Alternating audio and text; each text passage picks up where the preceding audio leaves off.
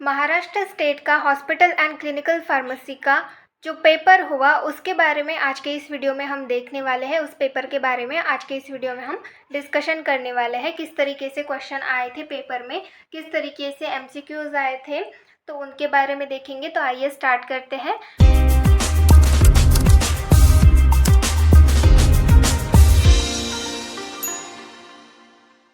नमस्कार, आपका स्वागत है हमारे चैनल द फार्मा कोर्स 2.0 पे। तो आज की इस वीडियो में हम देखने वाले हैं महाराष्ट्र स्टेट का जो हॉस्पिटल एंड क्लिनिकल फार्मेसी का पेपर हुआ 28 मई 2024 को, उसके बारे में डिस्कशन करने वाले हैं। तो आइए स्टार्ट करते हैं। सबसे पहला क्वेश्चन है question number 1, attempt any 6 of the following. 7 question हमें दिए गए हैं, उनमें से कोई भी 6 क्वेश्चन हमें सॉल्व करने हैं। हर एक क्वेश्चन 5 मार्क्स का होने वाला है। तो सबसे पहला क्वेश्चन है, what is inventory control, in list different techniques of inventory control, explain economic order quantity method. तो इन्वेंटरी कंट्रोल मतलब क्या होता है, ये यहाँ पर आपको सबसे पहले लिखना है।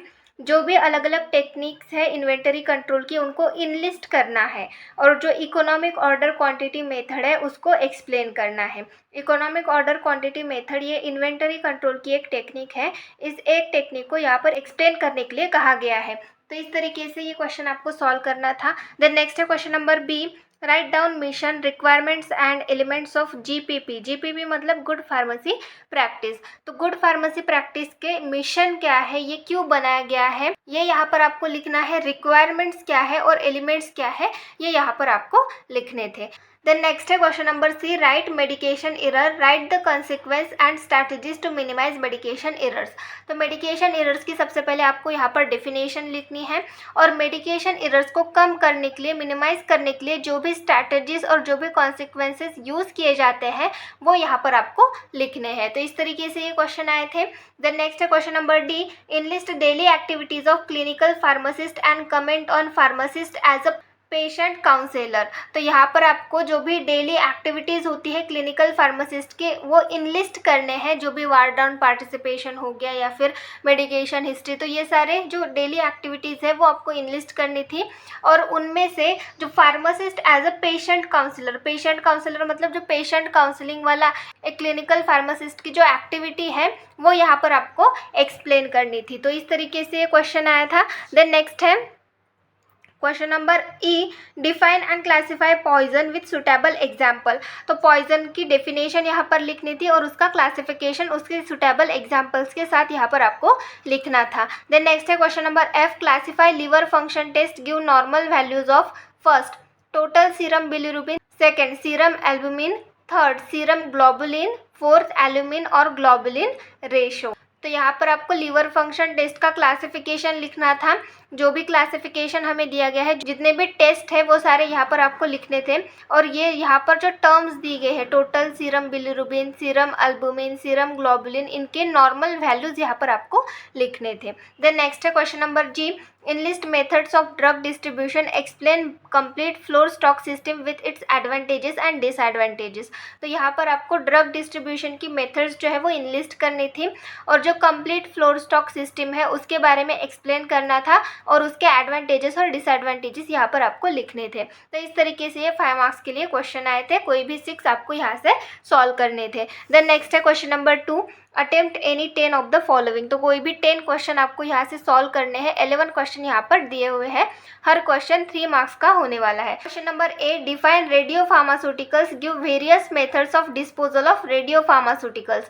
तो रेडियो फार्मास्यूटिकल्स की डेफिनेशन लिखनी थी, और जो भी मेथड्स होती है रेडियो फार्मास्यूटिकल को डिस्पोज करने की, डिस्पोजल की जो भी मेथड्स होती है वो यहाँ पर आपको लिखनी थी। देन नेक्स्ट है question number B, explain FEFO and FIFO methods with its advantages and disadvantages. तो जो फेफो और फीफो मेथड्स है उनको एक्सप्लेन करना था, उनके एडवांटेजेस और डिसएडवांटेजेस के साथ। देन नेक्स्ट है question number C, write about NABH accreditation including its benefits to patient and hospital. तो आपको नाब एक्रीडिटेशन के बारे में लिखना था और उसके बेनिफिट्स लिखने थे पेशेंट के लिए और हॉस्पिटल के लिए। देन नेक्स्ट है question number D, explain unit dose dispensing system with its advantages and disadvantages. तो यूनिट डोज डिस्पेंसिंग सिस्टम को यहाँ पर आपको एक्सप्लेन करना था और साथ में उनके एडवांटेजेस और डिसएडवांटेजेस यहाँ पर आपको लिखने थे। देन नेक्स्ट है question number E, comment on total parental nutrition including definition, content and indication for use. तो टोटल पैरेंटल न्यूट्रिशन के बारे में लिखना था, जहाँ पर क्या क्या आना चाहिए, टोटल पैरेंटल न्यूट्रिशन की डेफिनेशन आनी चाहिए, उसका कंटेंट और उसके इंडिकेशन यहाँ पर आने चाहिए। तो इस तरीके से ये क्वेश्चन आया था। देन नेक्स्ट है question number F, enlist different disposal method of drug, explain any two method in detail.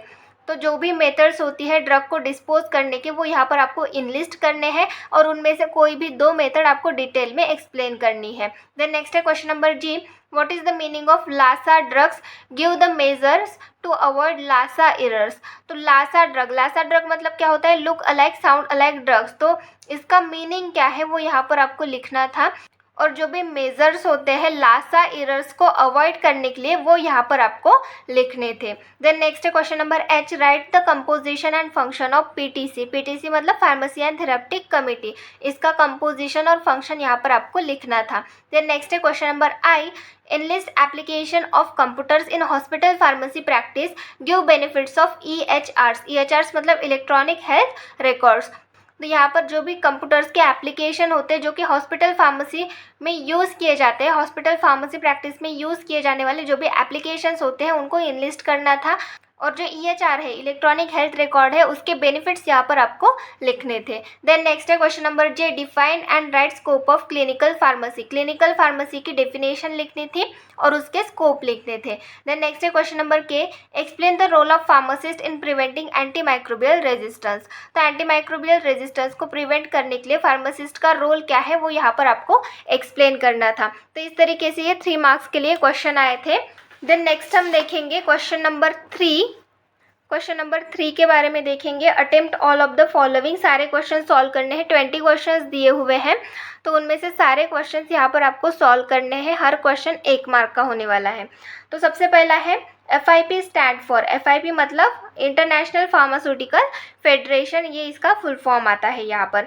Then B, give the meaning of following Latin terms. तो यहाँ पर हमें कुछ लैटिन टर्म्स दी गई हैं, उनके मीनिंग यहाँ पर हमें लिखने हैं। तो सबसे पहला है अनगुएंटम। तो अनगुएंटम का मीनिंग होता है, ये लैटिन वर्ड होता है, इसका मीनिंग है ऑइंटमेंट। ये जो अनगुएंटम ये वर्ड है इसका मीनिंग क्या आता है, ऑइंटमेंट, ये इसका मीनिंग आता है। देन नेक्स्ट है मिक्सचूरा। मिक्सचूरा मतलब मिक्सचर हम जिसको बोल सकते हैं, मिक्सचर ऑफ लिक्विड्स, लिक्विड्स का ये मिक्सचर होता है तो इसको मिक्सचूरा, ये लैटिन टर्म हो गई जो कि मिक्सचर के लिए यूज़ की जाती है। तो इस तरीके से इनके आंसर थे। देन नेक्स्ट है question number C, decrease value of creatinine clearance indicates. तो हमारे बॉडी में क्रिएटिनिन क्लियरेंस की अगर वैल्यू डिक्रीज हो गई, कम हो गई, तो वो क्या इंडिकेट करती है। तो अगर क्रिएटिनिन क्लियरेंस की वैल्यू कम हो गई इसका मतलब लीवर में कोई तो भी प्रॉब्लम है या फिर हमारे मसल्स में प्रॉब्लम है, ये यहाँ पर इंडिकेट करते हैं। Then next question number D, requirement of pharmacist for hospital with bed strength up to 500 is. तो 500 बेड का हॉस्पिटल है तो उसमें कितने फार्मासिस्ट रिक्वायर्ड होते हैं, कितने फार्मासिस्ट की ज़रूरत होती है, 15। यहाँ पर आंसर आता है 15। 15 फार्मासिस्ट की ज़रूरत होती है अगर 500 बेड का हॉस्पिटल रहा तो। देन नेक्स्ट है question number E, define polypharmacy. Polypharmacy की यहाँ पर आपको डेफिनेशन लिखनी है। देन नेक्स्ट है question number F, ICCU stand for. ICCU मतलब इंटेंसिव कोरोनरी केयर यूनिट, ये इसका फुल फॉर्म होता है, यहाँ पर आंसर आता है। देन नेक्स्ट है question number G, higher TSH values indicates hypothyroidism. अब TSH मतलब क्या होता है, thyroid stimulating hormone. Thyroid stimulating hormone क्या करता है, थायराइड ग्लैंड को स्टिमुलेट करता है, किसके लिए, थायराइड हार्मोन को प्रोड्यूस करने के लिए। अब थायराइड स्टिमुलेटिंग हार्मोन जो है वो हाई अमाउंट में है तो वो हाई अमाउंट में थायराइड ग्लैंड को स्टिमुलेट करेगी और थायराइड ग्लैंड हाई अमाउंट में थायराइड हार्मोन रिलीज करेंगे। तो इससे क्या होगा, हमारे बॉडी में जो थायराइड हार्मोन है उसकी लेवल इंक्रीज हो जाएगी। पर यहाँ पर क्या बोल रहा है, higher TSH value indicate hypothyroidism. Hypothyroidism मतलब थायराइड की लेवल, थायराइड हार्मोन की लेवल कम हो जाना। तो ये क्या है, ये फॉल्स है। यहाँ पर ट्रू फॉल्स पूछा गया है तो ये जो सेंटेंस है ये फॉल्स है। अगर TSH की वैल्यू हाई हो गई हमारी बॉडी में तो हमें हाइपरथायराइड जैसी कंडीशन ऑकर हो सकती है, ना कि हाइपोथायराइडिज्म। तो इसका आंसर आता है फॉल्स। देन नेक्स्ट है question number H, define bulk compounding. तो बल्क कंपाउंडिंग की यहाँ पर आपको डेफिनेशन लिखनी है। देन नेक्स्ट है question number I, schedule dash was introduce for restricting the sale of antibiotics through OTC sales. तो यहाँ पर क्वेश्चन किस तरीके से आया है कि जो एंटीबायोटिक्स है वो एज अ OTC मेडिकेशन करके सेल किए जाते थे, तो उसके ऊपर रेस्ट्रिक्शन लगाया गया है किस शेड्यूल के थ्रू, किस शेड्यूल में इंट्रोड्यूस किया है ये। तो यहाँ पर आंसर आता है H1। जो H1 शेड्यूल है वहाँ पर जो एंटीबायोटिक्स का सेल है उसके ऊपर रेस्ट्रिक्शंस लगाए गए हैं। तो इस तरीके से यहाँ पर आंसर आता है H1, schedule H1। Then next है question number J, give the following Latin abbreviations. तो यहाँ पर भी हमें कुछ लैटिन एब्रीवेशंस मतलब शॉर्ट फॉर्म, कुछ लैटिन एब्रीवेशंस दिए गए हैं, उनके मीनिंग यहाँ पर हमें लिखने हैं। तो सबसे पहला है BID मतलब ट्वाइस अ डे। BID मतलब क्या होता है, बिस इन डाई, ऐसा हमें लैटिन टर्म में ही इसका फुल फॉर्म दिया रहता है। तो इसका मीनिंग होता है ट्वाइस अ डे मतलब दिन में से 2 बार। देन नेक्स्ट है सॉस मतलब होता है इफ़ नेसेसरी, अगर ज़रूरत है तो, ये इसका मीनिंग होता है। ये लैटिन वर्ड है, ये लैटिन एब्रीवेशन है जो कि प्रिस्क्रिप्शन में यूज़ किया जाता है, अगर नेसेसरी है, इफ़ नेसेसरी, ये इसका मीनिंग आता है। Then next question number K, give the composition of universal antidote. तो यूनिवर्सल एंटीडोट का कंपोजिशन क्या है वो यहाँ पर आपको लिखना है। तो यूनिवर्सल एंटीडोट में जो मैग्नीशियम है उसका एक पार्ट रहता है और साथ में जो एक्टिवेटेड चारकोल है उसके 2 पार्ट रहते हैं और टैनिक एसिड का 1 पार्ट रहता है। तो ये कंपोजिशन हो गया यूनिवर्सल एंटीडोट का। तो यही यहाँ पर आपको लिखना था। देन नेक्स्ट है question number L, right significance of increase ESR। तो यहाँ पर आपको सिग्निफिकेंस मतलब क्या होता है कि महत्व क्या है, उसका इम्पोर्टेंस क्या है। अगर ESR लेवल इंक्रीज हो जाए तो इसका इम्पोर्टेंस क्या है, क्या महत्व है, वो यहाँ पर आपको लिखना था। ESR मतलब क्या होता है, इरेथ्रोसाइट सेडिमेंटेशन रेट। तो अगर इरेथ्रोसाइट सेडिमेंटेशन रेट जो है वो इंक्रीज हो गया तो ये हमें हेल्प करता है किस चीज़ में, डायग्नोस्टिक पर्पज़ में। अगर कोई भी कंडीशन डायग्नोस करनी हो, कोई भी मेडिकल कंडीशन हो गई वो डायग्नोस करनी हो, डिटेक्ट करनी हो, तो उसमें ये हेल्प करता है। तो ये एक इसका इम्पोर्टेंस हो गया। देन नेक्स्ट है ट्रीटमेंट। अब कोई भी कंडीशन हमने डायग्नोस की तो उसका ट्रीटमेंट किस तरीके से करना है वो भी हम यहाँ से जान सकते हैं। देन नेक्स्ट है एलर्जी। किसी पेशेंट को किसी भी चीज़ से एलर्जी तो नहीं है, ये भी हम इससे डिटेक्ट कर सकते हैं। तो ये कुछ यहाँ पर सिग्निफिकेंस आपको लिखने थे। देन नेक्स्ट है question number M, pharmacovigilance continue through. तो फार्माकोविजिलेंस कंटिन्यू थ्रो मतलब यहाँ पर क्या पूछा गया है, सबसे पहले हमें ऑप्शंस दिए गए हैं वो देख लेते हैं।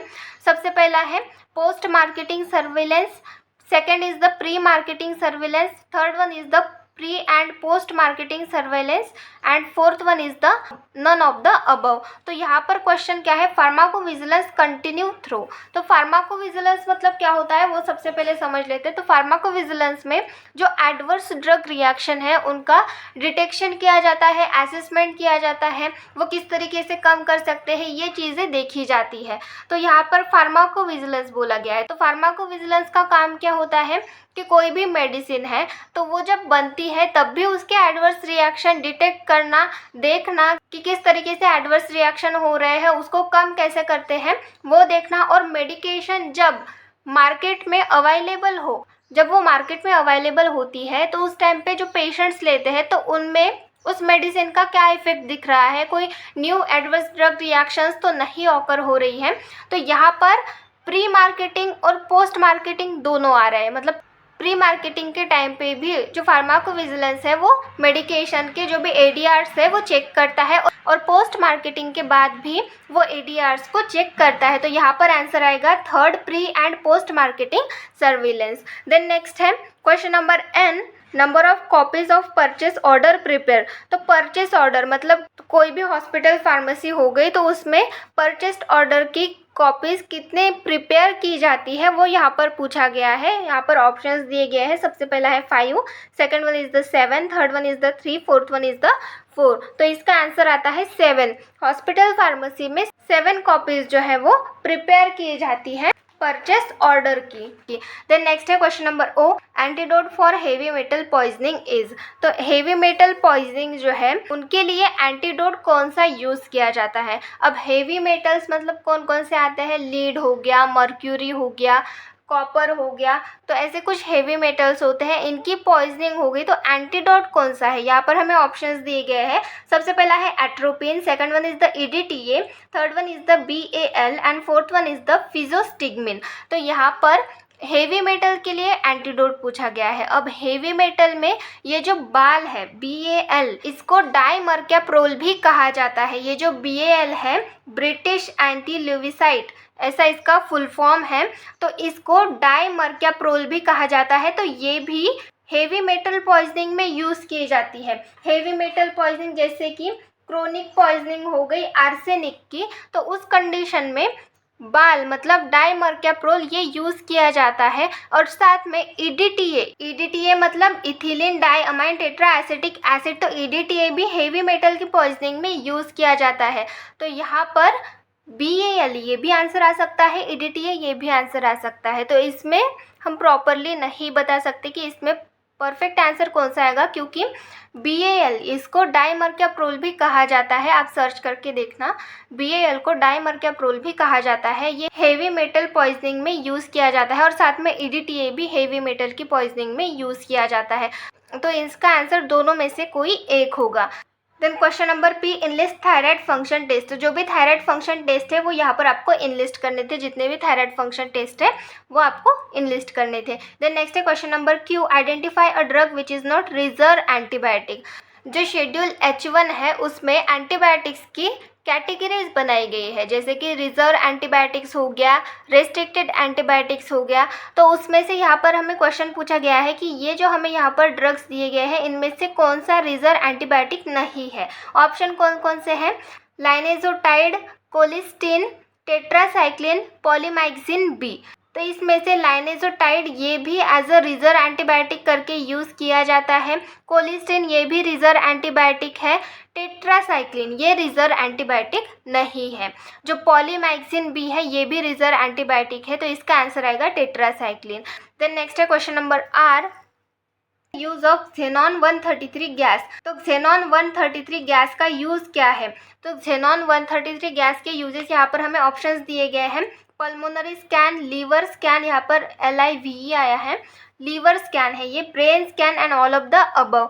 तो यहाँ पर xenon 133 गैस जो है वो most of the time pulmonary scanning के लिए, मतलब हमारे लंग्स के रिलेटेड जो प्रॉब्लम है उनको डायग्नोस्टिक करने के लिए यूज़ किया जाता है। यहाँ पर आंसर में भी पल्मोनरी स्कैन आएगा, क्योंकि ब्रेन स्कैन में भी xenon 133 गैस का यूज़ किया जाता है जब ब्लड फ्लो चेक करना हो। पर ब्रेन से ज़्यादा यहाँ पर पल्मोनरी स्कैनिंग के लिए, मतलब लंग्स के डायग्नोसिस के लिए xenon गैस की यूज़ ज़्यादातर की जाती है। तो यहाँ पर में भी आंसर आ सकता है पल्मोनरी स्कैन। देन नेक्स्ट है question number S, write any 2 points to be covered while taking medication history.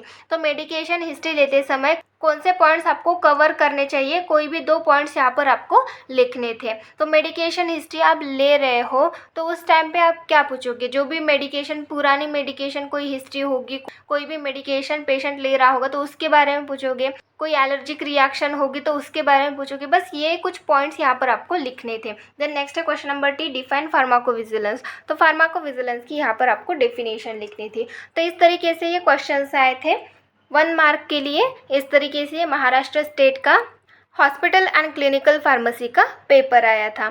Thank you.